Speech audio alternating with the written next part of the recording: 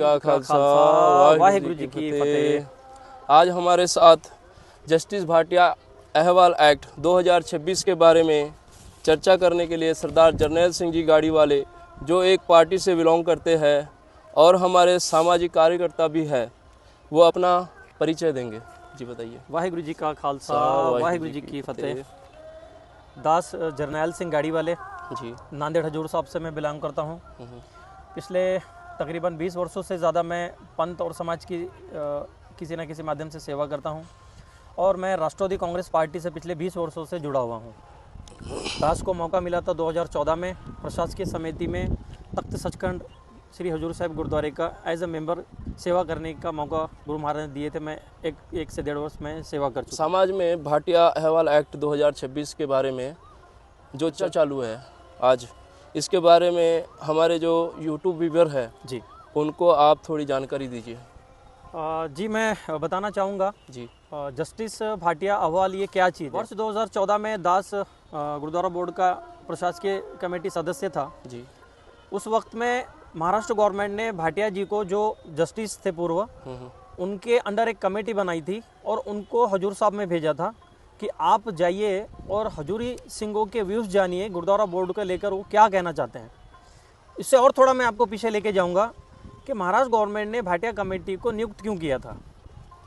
वर्ष 2000, जहाँ तक मैं जानता हूँ, मैं छोटा था, 2001 की बात है या 2000 की बात है, तभी से मैं देख रहा हूँ कि प्रशासकीय समिति बन रही है, बोर्ड नहीं बन रहा है नांदेड़ में।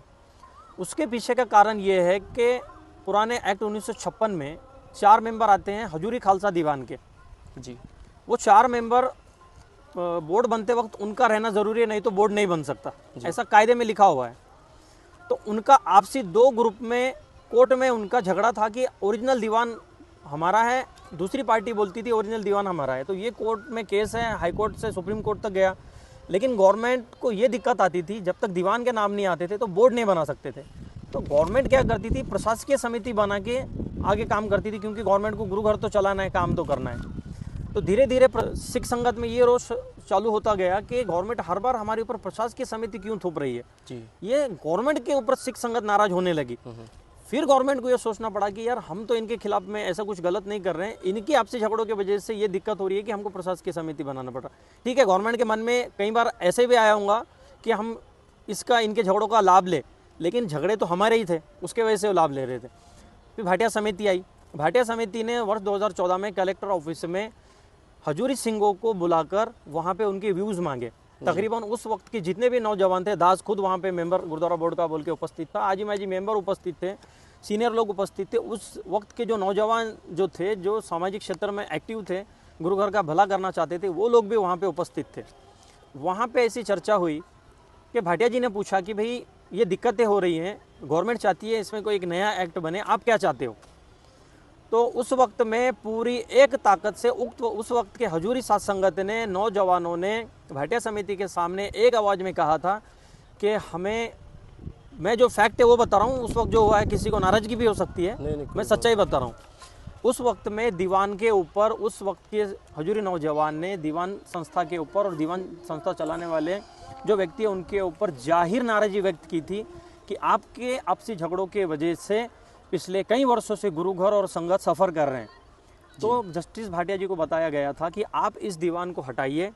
उसी तरह एचजीपीसी की भी 4 नॉमिनेशन डायरेक्ट आते बिना कोई इलेक्शन लड़े, आप उनको भी हटाइए। और ये जो सीट ऐड होंगी, आप वो सीटें हम जो 3 चुन के आते हैं नांदेड़ में इलेक्शन में, उसमें ऐड कीजिए। 10 या 11 के इलेक्शन लगाइए। ये मान के चलिए इलेक्शन 10 या 11 के ना भी लगाए, लेकिन 17 मेंबर्स में से मेजॉरिटी स्थानिक हजूर साहब को दीजिए।